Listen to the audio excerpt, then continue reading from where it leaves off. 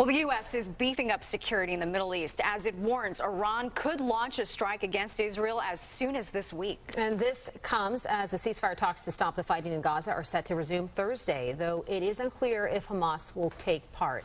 Fox 6's Arthur Chien joins us now in studio with the very latest developments on this. Arthur, what do we know? We know almost 11 months in, about 40,000 people killed, and we can't see how this will actually end. Israel, meantime, has launched a new assault in southern Gaza, as U.S. officials tonight say they expect Iran and its allies to attack Israel in the coming days.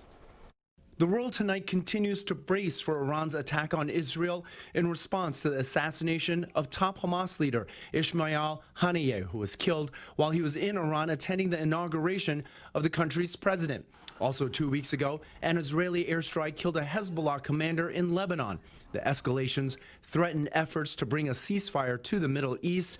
The U.S. has ordered the guided missile submarine Georgia to the region now and has told an aircraft carrier group already on their way to get there faster. We share the same concerns and expectations that our Israeli counterparts have with respect to potential timing here.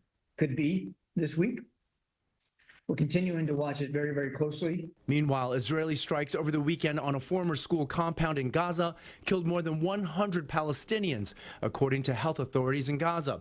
Israeli officials say more than 30 of those killed were militants, but the high death toll of civilians is being condemned internationally. Even so, Israel tonight has ordered the evacuation of a humanitarian zone in southwest Gaza, saying Hamas has embedded terrorist infrastructure there. This Iranian axis of evil has formed a stranglehold against Israel. Israel is going to exact a heavy price for any aggression. Even with back-to-back assassinations in Iran and Lebanon, and as airstrikes continue in Gaza, the U.S. and other countries, including Qatar and Egypt, continue efforts for a ceasefire agreement, one focusing on a lasting peace and the return of the more than 100 hostages and bodies of hostages still being held by Hamas.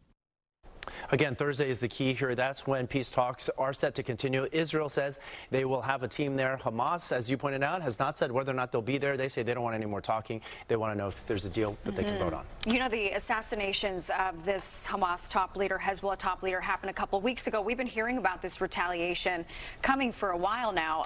Why hasn't it happened yet? We know what analysts say, and the analysts say that the Hamas leader was there for the inauguration of a new president. He hasn't selected his cabinet yet, including a foreign minister. They need to have people in place to make this decision, and they have to navigate if they attack Israel too heavily. Israel, which is more powerful, will hit them back. They also want the U.S.